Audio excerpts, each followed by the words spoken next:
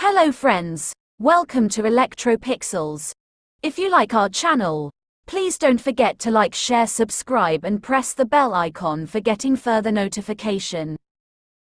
Hello friends, welcome back to yet another vlog on the Electropixels channel.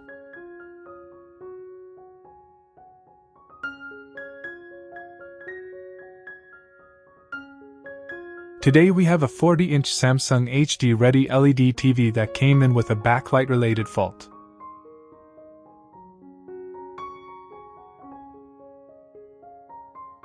As you can see, the picture is present but the display is dark in many areas.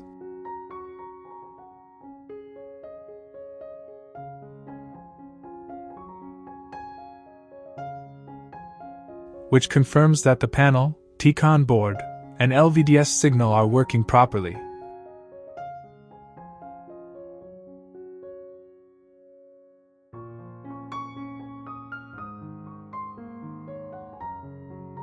But the backlight is not uniform. You can clearly notice white spot marks and dark tint patches, which are typical symptoms of partial LED backlight failure.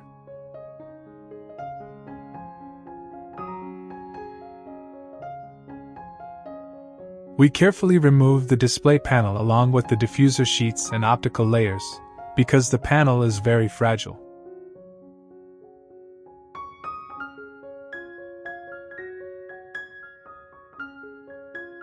This model uses 3 LED backlight strips, and on inspection we found that most of the LEDs were burned or degraded due to long-term heat stress and high backlight usage. Some technicians try LED bypassing or single LED replacement, but those are only temporary fixes and can cause current imbalance and LED driver stress, so the correct and permanent solution is complete backlight strip replacement. We installed 3 new original backlight strips and tested them with an LED tester to ensure correct voltage, brightness, and uniform illumination. After that, we carefully refitted the diffuser sheets in the correct order and reinstalled the display panel. Then we reconnected the LVDS cable and all power connectors, and before fixing the back cover, we powered on the TV for testing.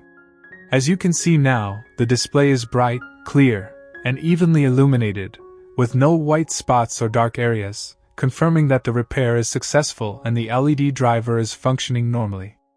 A technical tip for technicians: always reduce the backlight level in the TV settings after replacement to extend LED life. Never mix old and new LED strips, and always perform a 15 to 20 minute test run before final assembly.